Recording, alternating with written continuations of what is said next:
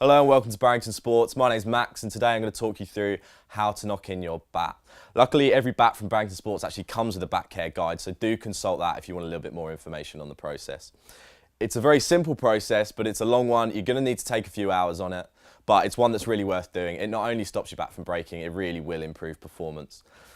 As I said, simple process, just need the one tool, your bat mallet. So you grab your bat mallet, you grab your bat. Now making sure you come in square at the face, because you don't want to be coming in at the edge. That's going to do some proper damage. Making sure you come in square at the face.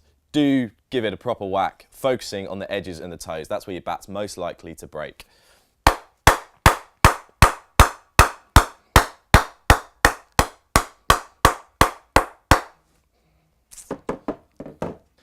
A great way to check if your bat is knocked in is to grab an old ball and see if you can leave a seam mark on the face itself. So if you give it a whack and then hold it up to the light, if you see that it's left the mark, you're going to need to knock it in a little bit further.